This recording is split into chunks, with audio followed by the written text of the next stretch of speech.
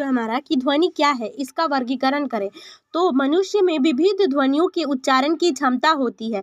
इसका ज्ञान वार्तालाप के समय होता है और विविध गानों के आरोह अवरोह के संदर्भ में ध्वनि की विविधता का सुस्पष्ट ज्ञान होता है। भाषा विज्ञान में मानव द्वारा प्रयुक्त उन ध्वनियों का ही वर्गीकरण तथा विश्लेषण किया जाता है जिनका भाव व्यक्ति में महत्व होता है। ध्वनि भेद।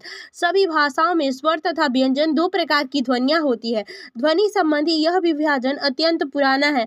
आचार्य पतंजलि ने महाभाष्य में स्वर और व्यंजन के दो वर्णों का उल्लेख किया है। स्वयं रजन्ते स्वरा अवगन्न भवति व्यंजनमिति। महाभाष्य अर्थात स्वर वे ध्वनियां हैं जो स्वयं उच्चारित हो सकती हैं। व्यंजन वे ध्वनियां हैं जो स्वरों की सहायता के बिना उच्चारित नहीं हो सकती। पतंजलि ने स्वरों की प्रधानता और व्यंजनों की अप्रधानता को भी रेखांकित किया है। इसका मुख्य कारण यह है कि उनके अनुसार व्यंजनों का उच्चारण स्वर के सहयोग के बिना नहीं हो सकता।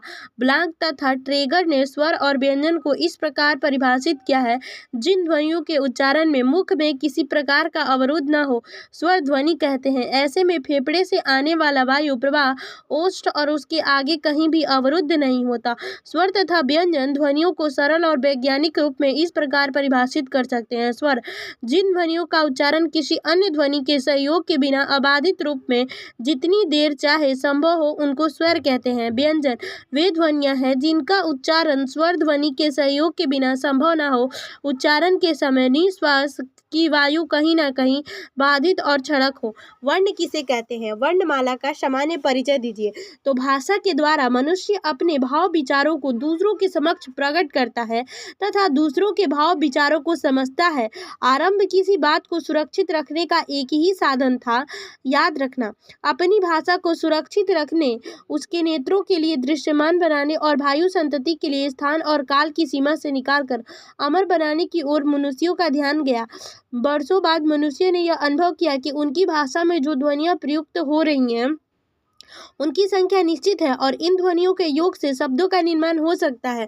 बाद में इन्हीं उच्चारित ध्वनियों के लिए लिपि में अलग अलग चिन्ह बना लिए गए जिन्हें वर्ण कहते हैं। इस प्रकार जिन ध्वनियों के संयोग से शब्दों का निर्माण होता है उन्हें वर्ण कहलाते हैं। इस प्रकार जिन ध्वनियों के संयोग से शब्द का निर्माण होता है वर्ण कहलाते हैं। उदाहरण अ, ई, उ, क, ख इत्यादि।